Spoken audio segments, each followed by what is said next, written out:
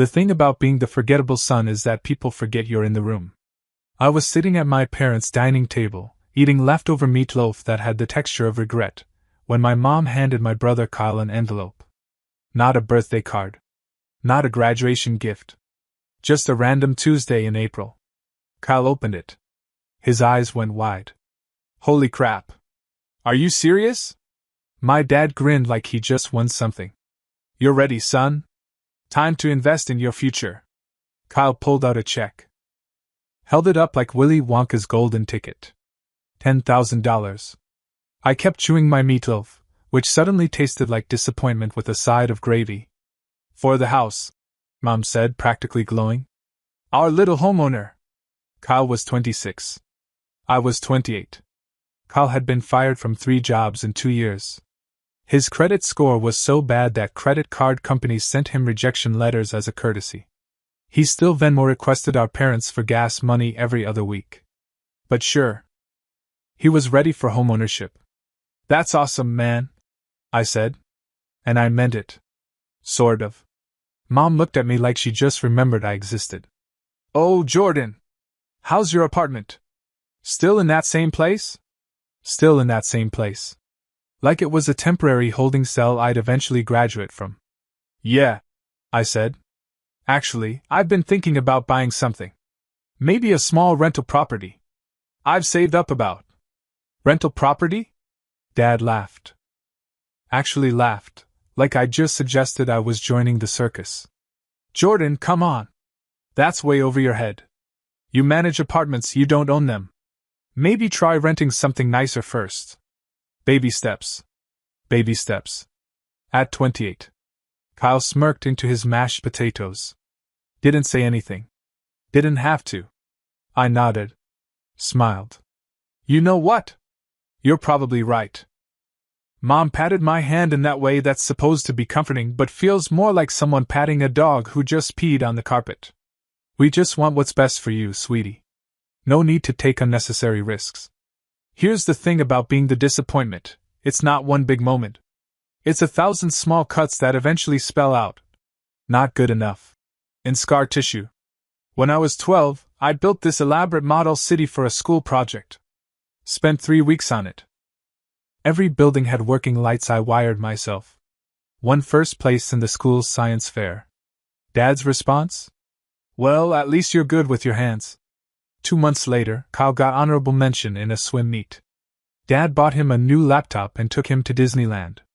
I got a pat on the back. Mom wasn't always like this. When I was really little, she'd sit with me while I drew. Hot chocolate and promises that I'd be an architect someday. Someone who built things. Then Kyle started winning things. And I became. Jordan's doing fine in his own way. Which is code for. We've stopped expecting anything. I drove home to my apartment. 3rd floor. No elevator. $1,150 a month for 520 square feet of cozy, which is real to speak for. You can touch all 4 walls from the center of the room.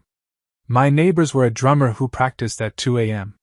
and a woman named Cheryl who collected ceramic frogs. All 47 of them. With backstories. But it was mine. Well, I pay for it. Every month. On time. I sat on my couch, a brown quarter monstrosity from Facebook Marketplace with mysterious stains, and opened my laptop. For the last 6 months, I'd been doing something my family didn't know about. Actually studying real estate investing. Not YouTube videos. Real studying. I'd taken an online course. Read 7 books. Joined forums where actual investors talked about cap rates and cash-on-cash returns. I'd even paid $300 for a weekend seminar. And I'd been saving. Every spare cent for 3 years. No vacations. My last vacation was sleeping on my friend Devin's hotel room floor because I couldn't afford my own room. No new car. My 2008 Honda Civic had 187,000 miles and a check engine light that had achieved permanent residence. No eating out unless it was 2 for 1 at a place with health code violations. After 3 years, $22,000 saved. I'd been watching a property for 2 months. A duplex on the east side. Foreclosed. Bank owned.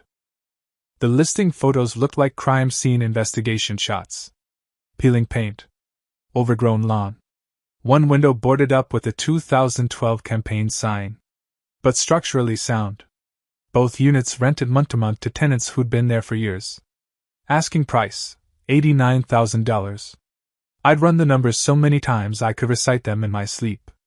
With $20,000 down and a conventional loan at 6.5%, my mortgage would be $550 monthly. The units brought in $1,400 combined rent.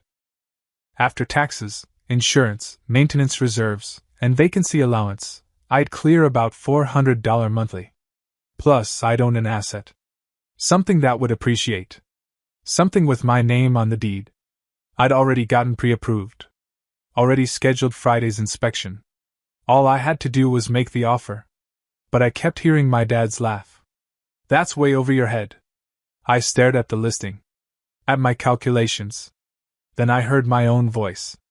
The one that had survived 6 years of not being enough. Screw it. I emailed my agent Lisa. Let's do it. Full asking price. Hovered over send. Clicked it. And didn't tell my family a goddamn thing. The next 3 weeks were the longest of my life. Offer acceptance. Inspection. Appraisal. More paperwork than should be legal. My loan officer, Patricia, called constantly. We need proof of employment. We need your last 2 pay stubs. We need a letter explaining the coffee purchase from 2021. Okay, that last one was an exaggeration. Barely. During this, I still showed up to Sunday dinners. The Sunday after my offer, Kyle announced his mortgage approval. Closing in 3 weeks, he said, passing green beans. Mom teared up. Our boy, a homeowner. Dad raised his iced tea. To Kyle. And to smart investments. I raised my water. Said nothing.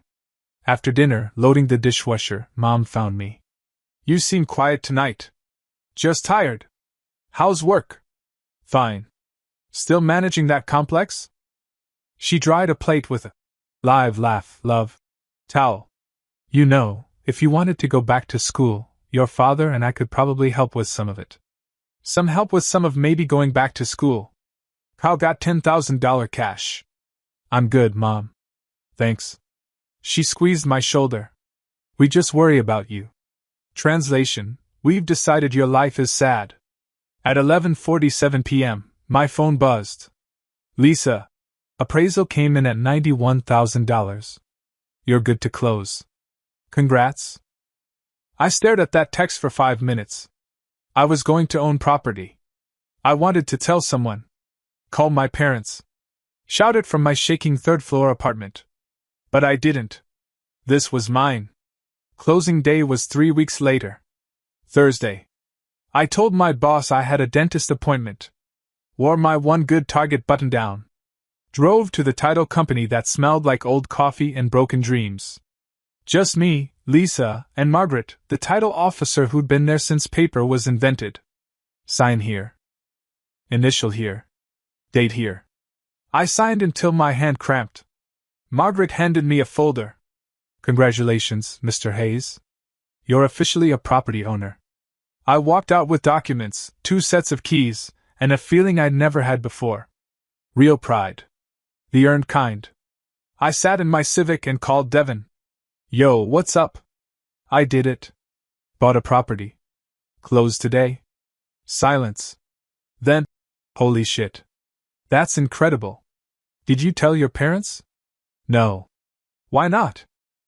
Because they'd find a way to make it about Kyle's house being better. Fair. What now?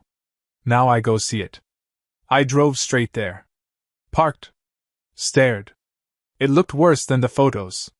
Weeds everywhere. Spray paint on the garage. One gutter defying physics. But it was mine. I knocked on Unit A. Maria answered, 50's warm smile. You must be Jordan. The new landlord. The new landlord. That was me. Just wanted to introduce myself. She looked relieved. The last owner never fixed anything. The bathroom sink's been dripping for 3 months. I'll have that fixed this weekend. Her face lit up. Really? Really? I spent an hour walking both units. Making lists. Long lists. But standing there, in my property, with my tenants who needed help, I felt something I hadn't felt in years. Purpose. I took one photo. Me, keys in hand, in front of the duplex. Almost posted it to Facebook. Almost sent it to the family group chat. Then I remembered my dad's laugh. My mom's pat. Kyle's smirk. I deleted it. They didn't get to be part of this. Not yet. Maybe not ever. That first weekend as a property owner, I learned 3 things. 1. Fixing a dripping sink sounds easy until you're under it with water spraying in your face. 2. YouTube tutorials lie. Quick 15-minute fix means 3 hours and 2 trips to Home Depot. 3. There's something deeply satisfying about fixing things you actually own. I spent Saturday at Unit A fixing Maria's sink, replacing 2 light fixtures that flickered like Morse code, and discovering the previous owner had fixed the garbage disposal by unplugging it and hoping no one noticed. Maria brought me lemonade around noon. Homemade. You didn't have to do this, she said. I told you I would. The last owner said that too. Never showed up. I tightened the final connection and hit the switch. The disposal roared to life. Maria actually clapped. You're a miracle worker. I'm a guy with YouTube and stubbornness. I drove home that night exhausted, covered in grime, with a $240 Home Depot receipt. But I felt something I hadn't felt at my regular job in years. Useful. Sunday dinner was Kyle's celebration. His closing had gone through Friday. I showed up with sale wine from Trader Joe's. The house smelled like pot roast, official important family event smell. Kyle and Amanda were showing everyone phone photos. 4 bedrooms. 2.5 baths. 2-car garage. The backyard is huge. Mom was vibrating with pride. Show them the kitchen. I looked when the phone got passed. Nice. Cookie cutter suburban nice. Exactly like 6 other houses on the same street. Congrats, man. It's great. Thanks. You should come see it. Maybe you'll get inspired to buy something yourself someday. Someday. Like it was this distant, impossible dream. I smiled. Maybe. In the kitchen doing dishes, my permanent assignment, Dad came in. Your brother's really making something of himself, he said, grabbing a beer. Yep. That's what happens when you make smart decisions. Stable job, good woman, thinks ahead. I scrubbed a plate harder than necessary. You could have that too. If you just focus. Stop with the apartment management thing and get a real career. I like my job. Do you? Or are you just comfortable being comfortable? I wanted to tell him. Right then. That I own property. That I'd done it without help. But something stopped me. Pride. Spite. Maybe I just wanted to see how long I could keep it secret. I'm doing fine, Dad. He shrugged. If you say so. Just don't wait too long to grow up. I stood there, hands in soapy water, and made a decision. I was going to buy another property. Property number 2 came in October. I'd started checking listings obsessively. Every morning, lunch break, before bed. Lisa probably thought I was insane.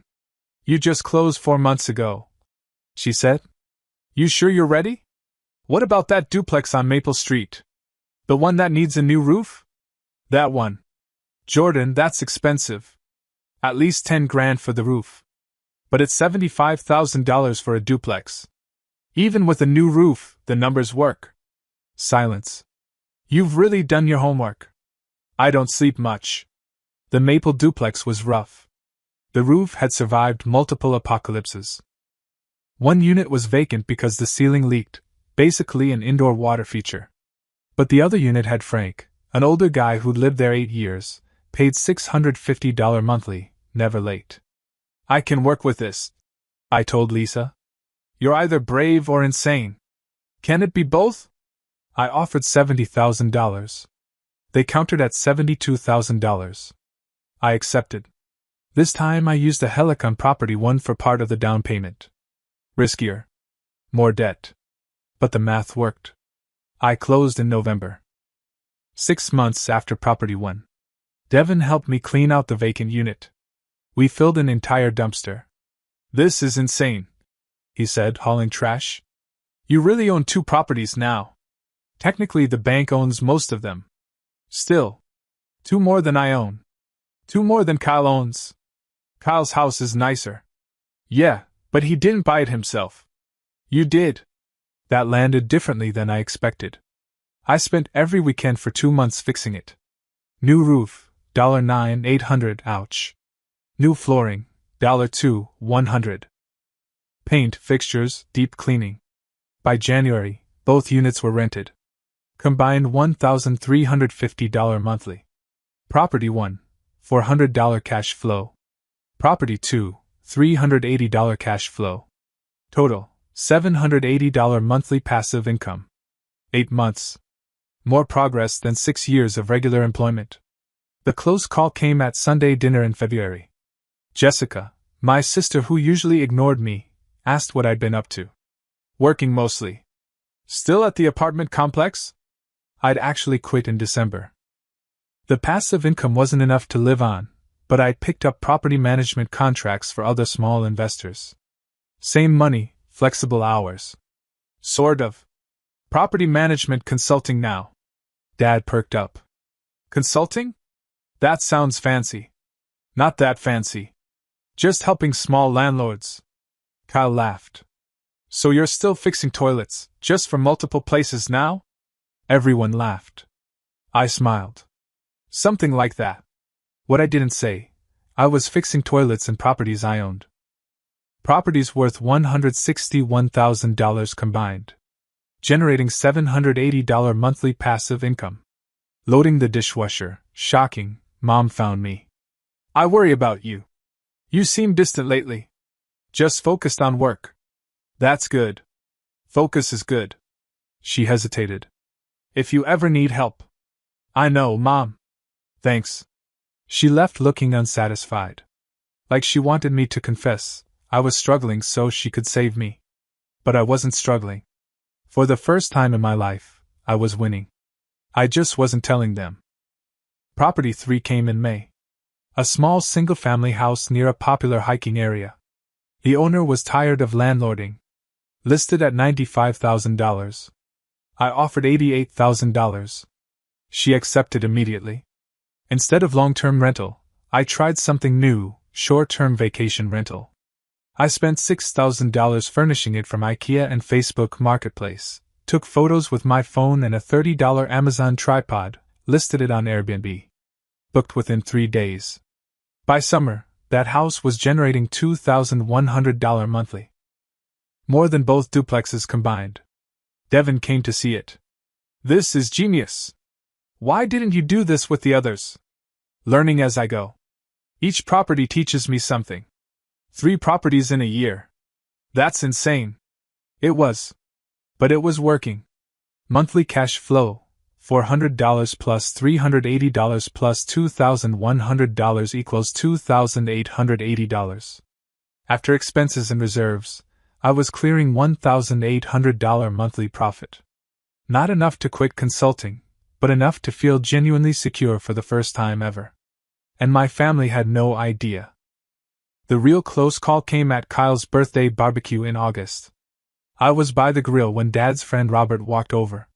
Robert did commercial real estate, had known our family forever. "Hey Jordan. Your dad tells me you're doing property management." "Yeah, something like that." "Any interest in commercial?" "I've got a client looking for someone. I'm focused on residential right now." "Smart. Residential is hot. You investing yourself or just managing for others?" I felt Dad's attention shift. "Little bit of both," I said carefully. "Good for you. Real estate's the best wealth builder. Wish I'd started younger." Kyle joined us, beer in hand. "What are we talking about?" "Real estate. Your brother's getting into it." Kyle laughed. "Jordan? Come on. He manages apartments. Actually manages properties." Robert corrected. "There's a difference." Dad looked uncomfortable. I excused myself. "In the kitchen, Mom cornered me." Robert seemed impressed. "He's just being nice." Are you really investing in real estate? I'm exploring it. That's wonderful. Maybe your father was wrong about baby steps. I left early. Told them I had an Airbnb check-in. Which was true. But also convenient. On the drive home, I realized something. I'd been hiding my success because I was afraid of their judgment. Afraid they'd diminish it. But the secret was getting harder to keep. And part of me was starting to want them to know. Not for approval. Just to see that they'd been wrong about me. Completely, utterly wrong. Property 4 came in September, and it changed everything. Not because it was special. Another duplex, similar to the others. Needed work, had tenants, made sense on paper. But it made my portfolio worth over $300,000. And it was the one that would eventually end up in the newspaper. By October, I had 4 properties. 11 rental units. Monthly cash flow of $3,400 after expenses. I'd quit doing property management consulting. Managing my own portfolio full-time now. Which meant when people asked what I did, I had to get creative.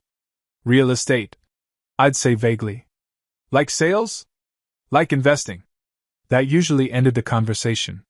People either got uncomfortable about money or assumed I was exaggerating. My family assumed the latter. Thanksgiving was at my parents' house. I almost didn't go. I'd been to maybe 3 Sunday dinners in 6 months. Each time felt more disconnected. But Mom called personally. Please come. I miss you. So I went. Kyle and Amanda had news. You could tell by their looks and smiles. We made it through the appetizers before Kyle stood up. Amanda and I have an announcement. We're pregnant. The room exploded. Mom cried. Dad hugged them. Jessica squealed. I clapped along. Said congratulations. Meant it mostly. The conversation naturally circled back to them. Baby names. Due dates. Nursery colors. You'll need more space, Dad said. When you're ready, we can help again. Family investment. I cut my turkey and said nothing. Jessica turned to me. What about you, Jordan? Still doing property management? Real estate investing now. That got confused attention. Investing? Dad asked. With what money? There it was. I've been saving. Kyle laughed. Not mean, just disbelieving. Dude, investment properties are expensive. You'd need like 30 grand just for a down payment. I'm aware. Dad set down his fork. Jordan, be realistic. Investment property isn't for beginners. You could lose everything. You should go back to school first. Get an MBA. Then maybe look at real estate. I took a sip of water. Counted to 5. I appreciate the advice. The conversation moved on. But I caught Dad and Kyle exchanging a look. We'll talk sense into him later. Look. Loading the dishwasher, because some things never change, Kyle found me. Hey, I wasn't trying to shoot you down. I know. It's just, real estate is risky. My mortgage is crushing me. I'm barely breaking even most months. That was news. I thought you had it figured out. He laughed bitterly. Turns out 100,000 doesn't automatically make you good with money. Property taxes. HOA fees. It's a lot. I almost told him then. Almost said I owned 4 properties. That I'd learned everything he was failing at. But I didn't. Thanks for the advice, I said. The article happened by accident. A local business journal was doing a feature on young real estate investors. They'd been pulling public records. My name came up. Michelle Chin, the reporter, called in December. Jordan Hayes? I'm working on a feature about millennial investors. Public records show you own 4 properties. Would you be interested in an interview? I nearly dropped my phone. Yeah? That's correct. Would you be interested? My first instinct was no. Stay hidden. But something stopped me. Maybe I was tired of hiding. Maybe I wanted validation. Maybe I needed proof this was real. Sure, I said. The interview was at a coffee shop. Michelle was professional, took notes on actual paper. She asked about my strategy, financing, how I started. I told her everything. The saving. The studying. The sacrifices. Did your family help you get started? No. They didn't know I was doing this. She looked up. They didn't know? I kept it quiet. They didn't think I was capable. What changed? I got tired of waiting for their approval. She scribbled notes. Self-made investor builds portfolio in silence. People love that story. The article was scheduled for early January. I didn't tell my family. The article went live on January 8th, Tuesday. I woke up to Michelle's email. Your feature is live. I clicked. There it was. My name. My photo. The whole story. Headline. How one 28-year-old built a real estate portfolio in 18 months, without family money. Numbers included. Properties owned. Portfolio value, $320,000. Monthly cash flow, $3,400. A quote from me. Success isn't about having advantages. It's about using what you have and refusing to quit. I screenshot it.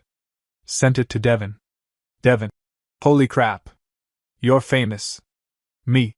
Hardly. Devin. Your family is going to lose their minds. He was right. The call came at 11:23 a.m. Mom. I answered. Hello? Jordan. Her voice is shaky. Someone sent me an article. About you. About real estate. It says you own 4 properties. Is that true? Yes. Long, heavy silence. Jordan, how, when, why didn't you tell us? I tried. Remember? You laughed. We didn't. We thought you were just talking. I was doing it the whole time. While you worried I'd never grow up. Her voice cracked. It says you're worth over $300,000. That's the property value. I still have mortgages. I heard her breathing. I need to call your father. She hung up. 10 minutes later, the family group chat exploded. Dad. Jordan, call me. Now. Kyle. Is this real? This article?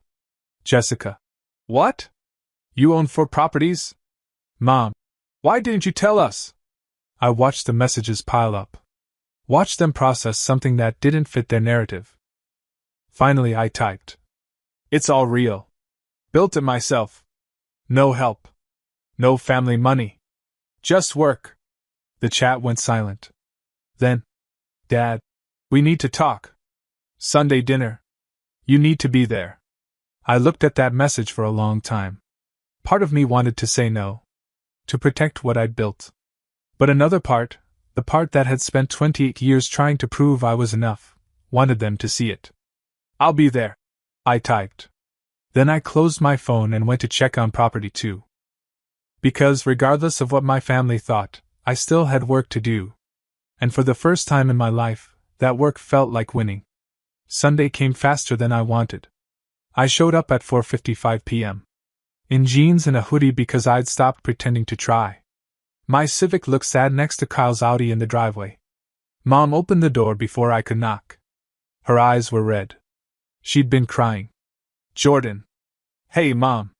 She pulled me into a hug that lasted too long. When she pulled back, she was crying again. I'm so sorry. I'm so sorry. Mom, it's okay. It's not okay. We didn't see you. Really see you. Dad appeared behind her. He looked older somehow. Tired. Come in, son. The dining room table was set with the nice plates. Pot roast. Again. Mom's emotional support meal. Kyle and Amanda were already seated. Jessica and Tom too. Everyone staring. I sat down in my usual spot. So, Dad started, clearing his throat. We read the article. I figured. For properties. $320,000. All in 18 months. Yeah. Kyle leaned forward. How did you even, where did you get the money for down payments? Saved it. $22,000 over 3 years. Used creative financing for the rest. Helix. Seller financing on 1. Bank loans. But we thought you were barely making it. Mom said. Living in that tiny apartment, driving that old car. I was choosing to live that way. So I could invest instead. Dad set down his fork. I told you it was over your head. You did. I was wrong. The table went quiet. I was wrong about you. He continued, his voice rough. About what you were capable of. About what success looks like. You weren't failing. You were building something I couldn't see because I wasn't looking. Mom nodded, wiping her eyes. When I saw you on Sunday dinners, I thought you were stuck. Lost. But you were working. Planning. You were 10 steps ahead of all of us. Jessica spoke up. The article called you one of the most successful young investors in the metro area. That's what they wrote. And you did it without any help. Without the 10,000 Kyle got. Kyle shifted uncomfortably. Speaking of which, I owe you an apology. I took that money knowing you got nothing. I told myself it was fair because I was more ready. But really, I just didn't want to rock the boat. Thanks, I said. And I meant it. Amanda squeezed his hand. We've been talking. About how differently you two were treated. It wasn't intentional, Mom said quickly. We just thought Kyle seemed to need more help. You always seemed so independent. Independent was code for ignored, I said. Not angry. Just honest. She flinched but nodded. You're right. And I'm sorry. Dad cleared his throat again. Can we see them? The properties? See what? Your properties. What you built. I looked around the table. At these people who doubted me, dismissed me, forgotten me. But also at Mom's red eyes. Dad's genuine regret. Kyle's uncomfortable honesty. They weren't perfect. This wasn't a movie where everything got fixed with one conversation. But it was something. Yeah, I said. You can see them. Saturday morning, I gave them the tour. Property 1 first. The duplex where it all started. Maria came out when she saw us, gave me a hug, told my parents I was the best landlord she'd ever had. Mom cried again. Property 2. The rough one with the new roof. Frank was outside gardening. Waved. Told my dad I'd fixed his sink in 20 minutes when the last owner had ignored it for months. Dad nodded slowly, like he was recalculating everything he'd thought about me. Property 3. The Airbnb. Jessica walked through it like a museum. This is beautiful, Jordan. Really beautiful. Kyle was quiet. Just looking. Processing. Property 4 we drove past. Tenants were home and I didn't want to disturb them. We ended at a coffee shop. Sat outside in the November cold with hot drinks. You built all this, Dad said. Without us. Yeah. I don't know what to say. Except I'm proud of you. Really proud. Thanks. Can I ask you something? Kyle said. Sure. Are you angry? At us? I thought about it. Really thought about it. I was. For a long time. But not anymore. Why not? Because being angry at you was holding me back. And I realized I didn't need your approval to be successful. I just needed to do the work. Mom reached across the table, squeezed my hand. Can we start over? Can we do better? Maybe. But it's going to be different. I'm not coming back to be the disappointment. If I'm coming back, it's as an equal. That's fair, Dad said. We sat there as the sun started setting. Talking. Really talking. For the first time in years. It wasn't perfect. There was still hurt. Still years of damage that wouldn't heal overnight. But it was a start. 3 months later, Property 5 closed. Another duplex. This one is in better condition. The numbers were perfect. I posted about it on social media. First time I'd ever shared my real estate journey publicly. The caption. Property number 5. Started with nothing but a dream and a savings account. No family money. No inheritance. Just work. If you're thinking you can't do it because you don't have help, you're wrong. You just have to start. Within an hour, 200 likes. Comments from strangers thanking me for inspiration. Messages asking for advice. And one comment from Mom. So proud of you, sweetheart. Always have been, even when I didn't show it right. Love you? I liked her comment. Devin called. 5 properties.